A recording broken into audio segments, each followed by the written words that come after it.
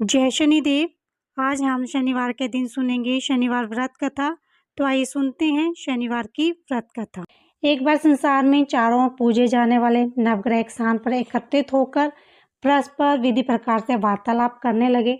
जब बात इस पर आ पहुंची कि उन 9 ग्रहों में सबसे बड़ा और सर्वाधिक पूजनीय देव कौन है, तो प्रत्येक ग्रह देवता स्वयं को बड़ा कहने लगा। इस बात पर जब बहुत देर तक वाद विवाद होता रहा और कोई भी निर्णय न हो सका, तो यह तय हुआ कि चलकर इंद्र से इसका निर्णय करवाना चाहिए। सो वह सभी ग्रह इंद्र के समक्ष उपस्थित हुए। उन सब की बातें सुनकर इंद्र भी सोच में पड़ गए कि किसको छोटा कहे और किसको बड़ा, किसकी श्रद्धा के पात्र बने और किसके कोप का भोजन। और अंत में निर्णय न करते हुए बोले, मैं अल्प बुद्धि हूँ, इस बात का निर्णय करने में असमर्थ हूँ। मुझे तो आप सभी बड़े नजर आते हो और मैं सभी का आदर सम्मान करता हूँ। इस पर नवग्रह संतुष्ट नहीं हुए और हठ करने लगे कि उनका निर्णय आपको अवश्य करना चाहिए। तब देवराज बोले, मृत्यु लोक में अत्यंत न्यायप्रिय राजा विक्रमादित्य राज करते हैं। आप उसके पास जाएं, वह अवश्य आपकी समस्या का कोई ना कोई समाधान करेंगे। इंद्र से निराश होकर नवग्रह मृत्युलोक में जाने को तत्पर हो गए। देवराज इंद्र ने जब उन्हें वहां से जाते देखा तो प्रशंसा से सांस लिया। इस धर्म संकट से निकलना उसके लिए सचमुच ही कितना दुष्कर था, पर अपनी चतुराई से उन्होंने अपने ऊपर आए संकट को राजा विक्रमादित्य पर टाल दिया। उज्जैन नगरी की इन दिनों सारे ही भारत में धाक थी। एक तो वहां राजा विक्रमादित्य के दरबार में बड़े बड़े ज्ञानवान लोगों का जमावड़ा रहता था, दूसरे उस न्यायप्रिय राजा के न्याय में उज्जैन नगरी के सारे भारत के डंके बजते थे। स्वर्ग में जब नवग्रहों का निर्णय न हो पाया तो वह अपने अपने विमान पर आरूढ़ होकर मृत्युलोक में आ उतरे।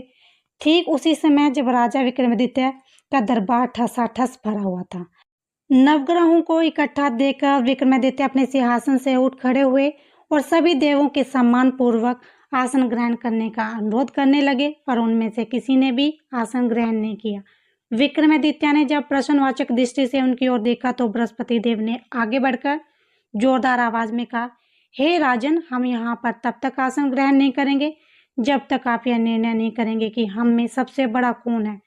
राजा अपने ऊपर आए इस धर्म संकट को देखकर पल भर तो घबरा गया, परंतु शीघ्र ही उसने स्वयं को संभाल लिया। उसने अपने मन में एक युक्ति सोच ली। दरबार में छोटे छोटे आसनों की एक पंक्ति प्रवेश द्वार तक चली गई। राजा ने इन लोगों से कहा, आप यहाँ पर आसन ग्रहण कीजिए और मैं सोचकर अभी आपका निर्णय करता हूँ। यह कहकर राजा अपने सिंहासन पर जा बैठ गया। सिंहासन के निकट जो आसन पड़ा था उस पर भागकर बृहस्पति देव जा बैठे। उसके अगले आसन पर सूर्य देव जा बैठे। सूर्य के निकट ही चंद्रमा और फिर इसी प्रकार से बुध, मंगल, राहु, केतु इत्यादि ने अपना आसन ग्रहण कर लिया। पंक्ति के 8 में थे वह गर्भ, किंतु उन्हें भी संतोष था कि उसके बाद शनिश्चर बैठेंगे, किंतु आसन प्रवेश द्वार के समीप और सबसे अंत में होने के कारण शनिदेव उस पर नहीं बैठे। राजा विक्रमादित्य ने सोचा था कि जो ग्रह उस अंतिम आसन पर बैठेगा वह उसी को विनय और दयाशीलता के आधार पर बड़ा घोषित कर देंगे, पर वहां तो बात ही दूसरी हो गई। शनिदेव अति क्रोधी और विकट स्वभाव के देवता हैं। जब वह नहीं बैठे तो 8 ग्रह खिलखिलाकर हंस पड़े। अपना इस प्रकार से अपमान होते देखकर शनिदेव की आंखें क्रोध से लाल हो गई और भ्रिकुटी तन गई। क्रोध से कांपते हुए बोले, राजन, मुझसे बैर लेकर तूने अच्छा नहीं किया। क्या समझकर तूने इस प्रकार से अपमानित करना चाहा और क्यों मुझे अंत में बिठाना चाहा? चंद्रमा राशि में 2.25 दिन तक रहता है और सूर्य, शुक्र, बुध केवल आधा मास, सोम और मंगल 2 मास, बृहस्पति 13 मास, राहु केतु 18 मास रहते हैं, जबकि मैं 7.5 वर्ष तक रहता हूँ। इसीलिए अब तू सावधान हो जा। तूने जो मेरा अपमान किया है उसका दंड अवश्य मिलेगा। राजा के कुछ दिन तो आराम से बीते, लेकिन शीघ्र ही शनिदेव की दृष्टि फिरी और राजा पर 7.5 आ गए।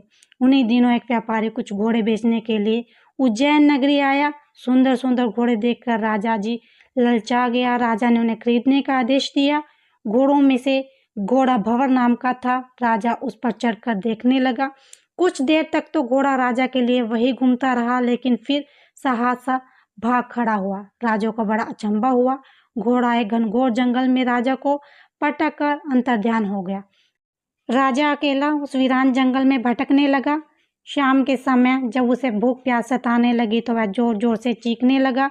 उधर एक पगडंडी से एक ग्वाला अपने गांव को जा रहा था। वह राजा की आवाज़ सुनकर रुक गया।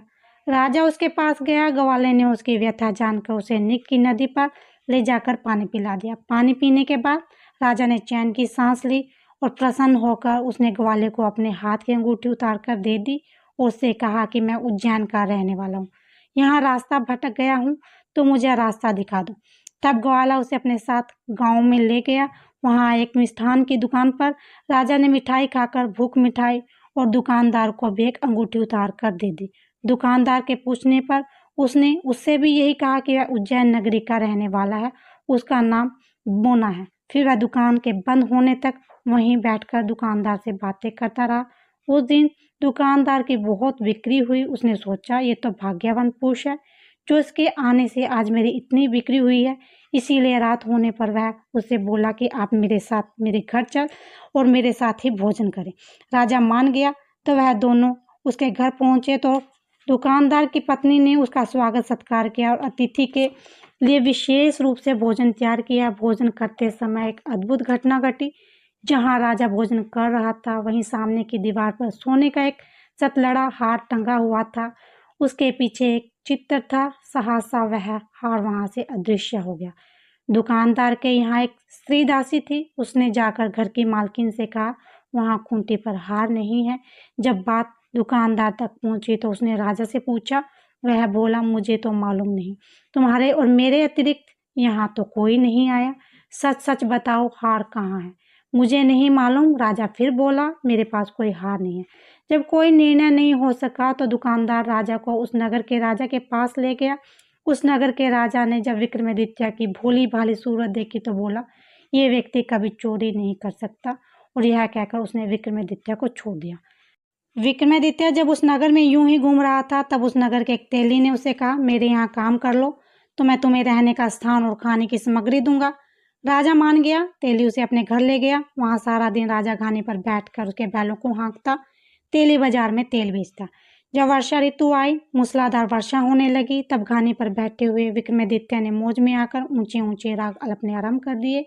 निकटी उस नगर का राजमहल था। वहां बैठी खिड़की में राजकुमारी ने जब राजा का मधुर स्वर सुना तो वह अपने हृदय पर काबू खो बैठी। उसने अपनी दासी को पता करने के लिए भेजा। दासी वहां गई।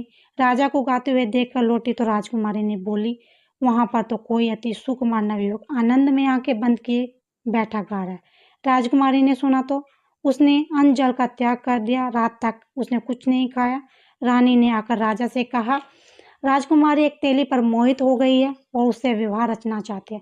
राजा ने सुना तो वो क्रोधित हुआ। उसने तेली के घर से विक्रमादित्य को बुलाया और उसके हाथ कटवा कर जंगल में फेंकवा दिए। यह बात जब राजकुमारी को पता चली तो वह अपनी बात पर और भी दृढ़ हो गई। बोली, मैं तो अब उसी को वर मान लिया है, चाहे वो कैसा भी हो, विवाह तो मैं उसी से करूंगी। बेटी की हट देखकर लाचार हो राजा को ने दोबारा विक्रमादित्य को उस नगर में बुलाया।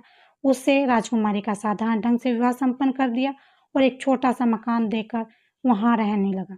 दोनों उसी में रहने लगे। एक दिन जब विक्रमादित्य सोया हुआ था, स्वप्न में उसने शनिदेव नजर आए। विक्रमादित्य ने उनको नमस्कार किया, क्षमा याचना की। शनिदेव ने उसे आशीर्वाद दिया और बोले, अब तुम्हारी 7.5 खत्म हो गई है। राजा बोला, मुझसे जो भी गलती हुई है उसके लिए मुझे क्षमा कर दिए। शनि ने मुस्कुराकर आशीर्वाद दिया तो राजा की दोनों भुजाएं पूर्ण लौट आई। राजा ने अपनी पत्नी राजकुमारी को रात को जगाया नहीं और वह रात को उसके गले में अपनी बाहें डालकर सो गया। सुबह राजकुमारी की आंखें खुली तो उसने अपनी गर्दन में बाहें पड़ी देखी। वह चौंक कर उठ बैठी, लेकिन शीघ्र ही विक्रमादित्य ने जागकर उसको आश्चर्यचकित कर दिया।